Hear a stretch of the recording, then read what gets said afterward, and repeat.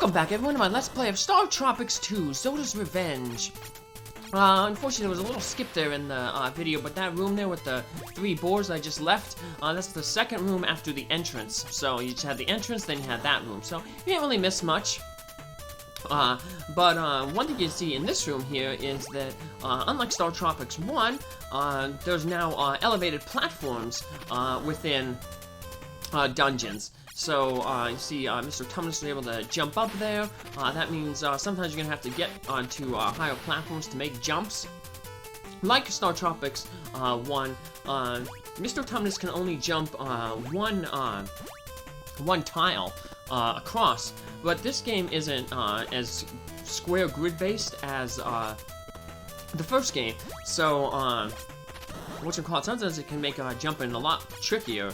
As you can see, Mr. Tumnus is moving diagonally. So, where in the first game, if you just were facing a tile and then you went to jump over the tile, you would automatically make it. But in this game, if you actually bump the controller, Mr. Tumnus or your character can turn around in midair and not make the jump. So, it makes the game a lot harder. Platforming is much trickier because Mr. Tumnus has more ways to move. So, also what makes this game a little bit harder is the bosses. The bosses are much tougher in this game as well, and we'll see that coming up. The game does try to make it a little bit easier though. They give you a lot of recovery items, a lot of medicines to help you out against the tougher bosses.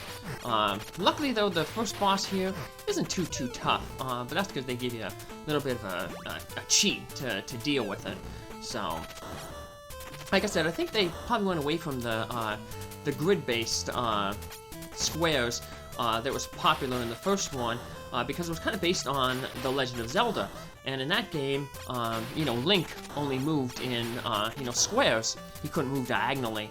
But then by the time this game came out, Zelda 3, A Link to the Past, was out for the Super Nintendo. And in that game, Link could move in diagonals. So I guess they just incorporated that part of the engine into this game's engine. So, like I said, what that tends to do, though, is it tends to make the platforming a lot trickier.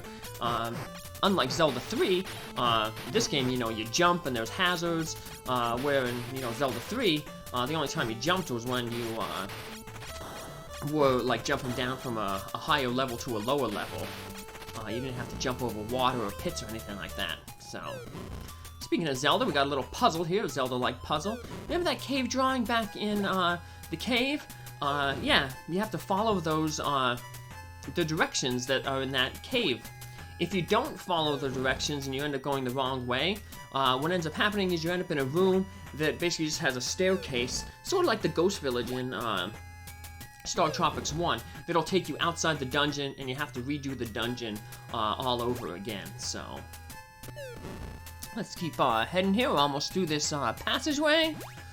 And we got some snowmen here. But yeah, that's another common thing in this game. There's a lot of big type enemies that take multiple shots, and then they shoot projectiles at you. Speaking of things that take a lot of shots and shoot projectiles at you, our first boss, Yum Yum. If we let him go, he'll eat this pig and this wild boar, and then he'll start wandering around, making basically a rectangle up there, and he shoots a spread shot of these 3 bubbles at you. But luckily, the game is nice, and they make it easy on you.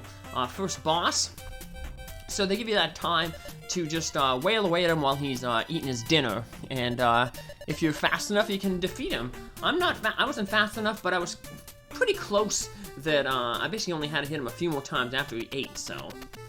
Thank you, I'm Shorty. You really showed him, Mr. Tumnus. We should have been gold for sure. Yum Yum was trying to fat us up for his supper. You speak to him. You're Puggassi's son. I'm sure he'll be able to talk again now. Now hurry back and surprise your parents. Go on, hurry. And with that, Mr. Tumnus has rescued a bunch of cave children. I don't know how they can speak English, but hey, who knows? And how we got this little block here.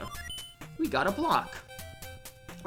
In the original game, it's called a tetrad, but like I said, Tetris is a copyright. I guess Nintendo ran out of the copyright, so they had to change it to blocks. So,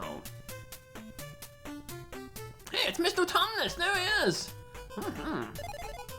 Mr. Tumnus, can you hear me? Mr. Tumnus, can you hear me? Phew, I found you, Mr. Tumnus. I've been looking everywhere. Dr. J told me what happened. Mr. Tumnus, you traveled back in time. No duh. My father, Hirokon, must have known something might happen. I'm sure Hirokon wanted you to find the mystic blocks. The blocks are hidden on Earth somewhere in time.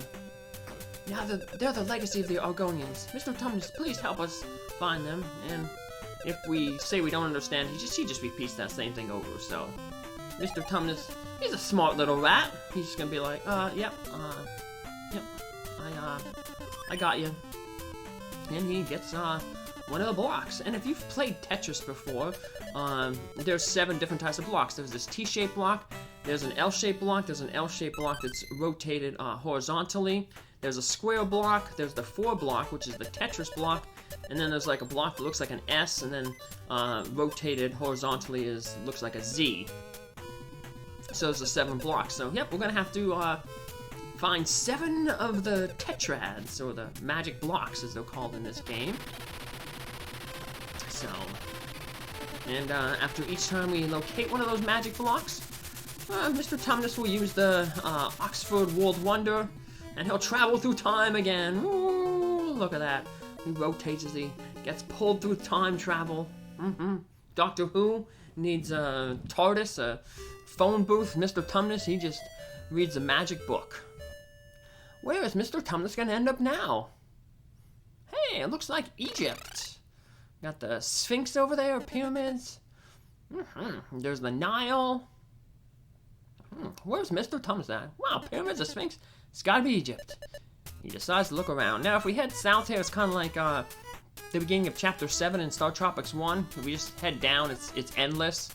So yeah, you can head down here forever. But yeah, so you just turn around and it puts you right back near the entrance there. So, nothing to do down to the south. You're going to be forced to head to the north.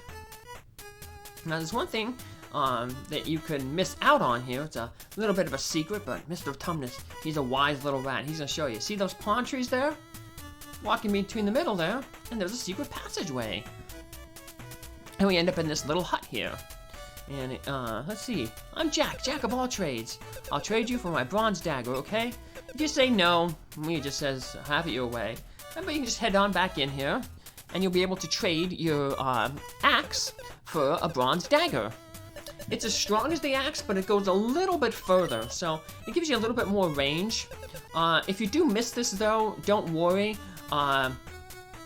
Because, like I said, it just goes a little bit further, but not any more powerful, so it won't really make the next dungeon that much harder. And halt, stay away from here. If you don't get it, another NPC will give it to you later on anyway, so you can't miss out on the dagger if you miss that little secret. Welcome to the land of Egypt. This is our queen's barge, you know. Egypt is the Nile's gift. We got a kitty up here. Meow. The queen's cat is hungry. Don't get too close. Hooray for our queen. She has incredible beauty. Long live our beautiful queen. I keep the queen cool. You might say I'm one of her biggest fans. Ha ha ha, I'm so funny. Yeah, like I said, this game doesn't take itself as seriously as the first one. So,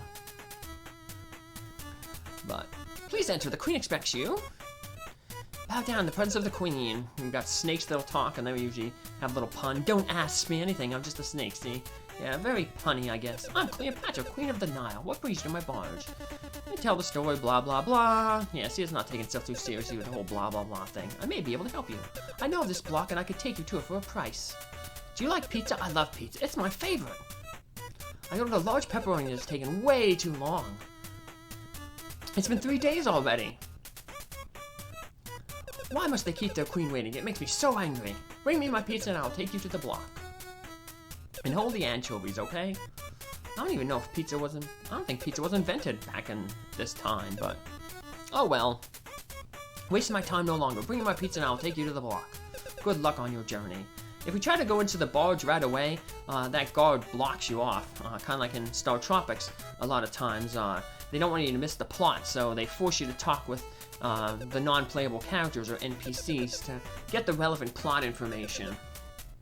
So it sounds like Mr. Tumnus' next adventure will be to get some pizza. Going for pizza, huh? Cross the border here and you'll find it.